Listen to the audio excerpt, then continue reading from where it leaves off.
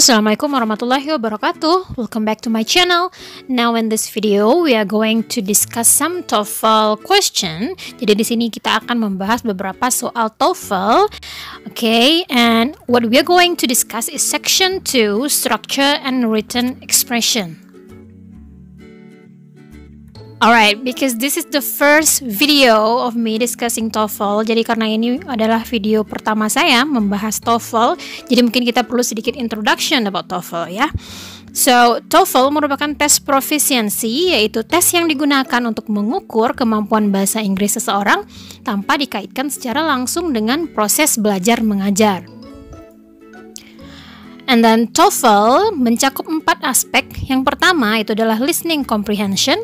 Dalam listening comprehension kita akan didengarkan dengan beberapa teks listening dan kemudian kita menjawab pertanyaan berdasarkan teks tersebut. And then in the second one, structure and written expression, ini akan menguji kemampuan kita mengenai tata bahasa Inggris. In bagian ketiga, it is reading comprehension. Kita akan diberikan teks. Nanti kita di situ akan dituntut untuk menentukan ide pokok, details dan semacamnya. Okay, and the fourth one is Test of Written English or TWE. Bagian ini menguji kemampuan kita menulis bahasa Inggris dalam bentuk essay. Jadi kita akan diberikan satu topik tertentu dan selanjutnya kita harus menuangkan dalam bentuk tulisan essay pendek. Namun tidak semua TOEFL mengujikan TWE ini.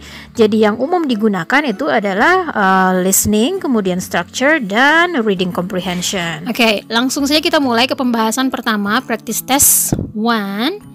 Okay, the first question, necessary dimension for measuring astronomical space and the distance of heavenly bodies from the earth. Jadi ini kalau kita artikan kurang lebih titik-titik dimensi yang diperlukan untuk mengukur ruang astronomi dan jarak benda langit dari bumi. Nah, kalau kita perhatikan kalimat ini belum memiliki subjek ataupun predicate. Nah, jadi berarti ada dua hal yang harus kita penuhi untuk mengisi titik-titik ya. Karena itu jawaban yang tepat adalah B. Kenapa? Karena time di sini berfungsi sebagai subjek dan is berfungsi sebagai auxiliary verb atau kata kerja pembantu. Nah, sedangkan frasa a necessary dimension di sini ini berfungsi sebagai penjelas bagi subjek dan predicate. Kalau jawaban A atau C itu baru satu aspek saja. Sedangkan option D, it is time, bila dimasukkan ke titik-titik itu akan membuat kalimat menjadi rancu atau tidak lengkap. Jadi, so the answer is B ya, time is. Okay, question number 2. Jackie Joyner Kersee, blah blah blah, the world record in the heptathlon in the 1988 Olympics, also won the long jump in the year. Jadi kalau kita artikan kalimatnya, Jackie rekor dunia heptathlon di Olimpiade 1988 juga memenangkan lompat jauh di tahun itu. Nah, melihat bentuk soal dan pilihannya seperti ini, kita bisa menyimpulkan bahwa ini berkaitan dengan adjective clause. Subjeknya ada satu, yaitu Jackie, sedangkan predicate atau verbnya baru ditemukan satu, yaitu won. Verb to dari win ya. Padahal seharusnya ada dua karena adjective clauses itu ada dua predicate. Nah, maka karena ini adjective clause ya, jadi kita memerlukan relative pronoun. Di sini kita akan menggunakan who karena yang dimaksud adalah subjek yaitu si Jackie. Sedangkan untuk predicate-nya kita tinggal memilih bentuk yang tepat dari kata said.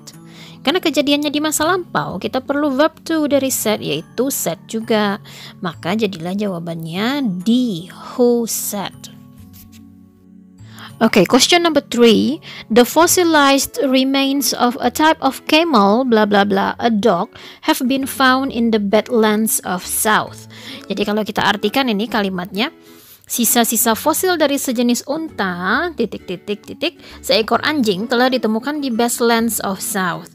Nah, karena ada penyebutan dua binatang di sini, yaitu camel and a dog, maka ini mengindikasikan perbandingan.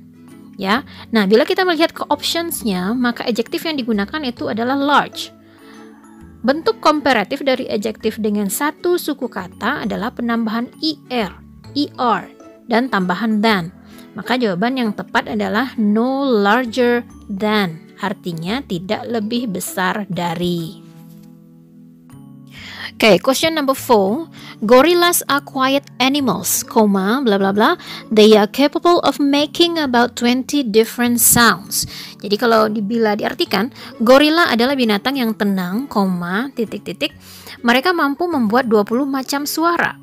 Di sini bisa kita pahami bahwa terdapat hubungan yang kontras atau bertentangan antara klausa pertama dengan klausa yang kedua. Sehingga kata hubung yang tepat untuk menyatakan kontras itu adalah even though, walaupun ya. Okay, question number 5. Blah blah blah. Sarah Orne Jewett, a 19th century writer, read widely in her family's extensive library. Kalau kita artikan, Sarah, seorang penulis abad ke-19, banyak membaca di perpustakaan keluarganya yang luas. Nah, kalau kita bingung, clause apa yang akan melengkapi kerumpangan ini, kita bisa melirik sebentar ke optionsnya. Di sini kelihatan kata-kata little formal education, atau sedikit pendidikan formal yang diulang-ulang, sehingga ini merupakan kata kuncinya. Bila kita bandingkan dengan kalimat soal yang intinya dia banyak membaca di perpustakaan keluarganya yang luas, maka bisa kita simpulkan bahwa terdapat hubungan kontras atau pertentangan. Sehingga kata hubung yang tepat adalah although, ya, atau D jawabannya. So the answer is D.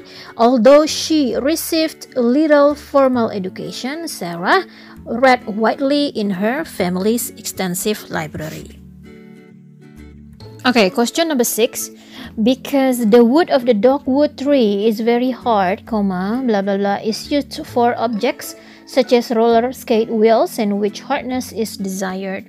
Kalau kita artikan, karena kayu dari pohon dogwood sangat keras, digunakan untuk membuat benda-benda seperti sepatu roda yang membutuhkan material yang keras, seperti itu. Nah, karena ada kata because, maka jelas ini merupakan hubungan sebab akibat antara dua klausa.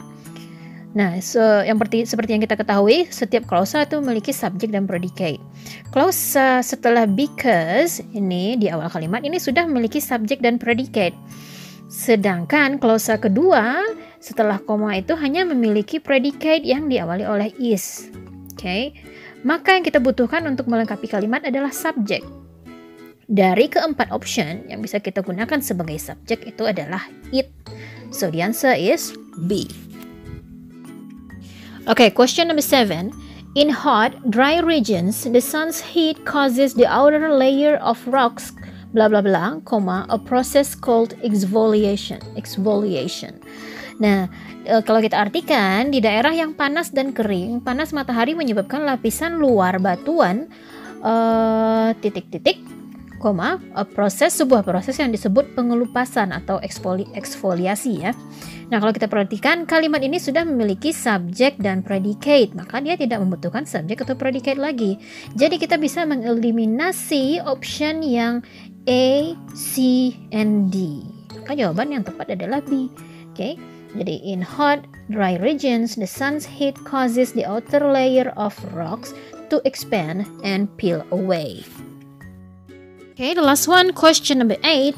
The lower, blah blah blah, in a room, the more slowly our eyes focus. Nah, di sini ada prinsip komparasi atau prinsip perbandingan ya. Jadi polanya itu comparative plus noun, comparative plus noun. Jadi dia harus setara. Kalau kita lihat di sini ada the lower. The lower itu disandingkan dengan the more slowly. Nah, kemudian ada our eyes. Setelah the more slowly, our eyes itu adalah noun, sehingga kita juga memerlukan noun untuk mengisi titik-titik. Nah, kalau diperhatikan dari keempat option, yang noun yang tepat itu adalah A, the level of lighting.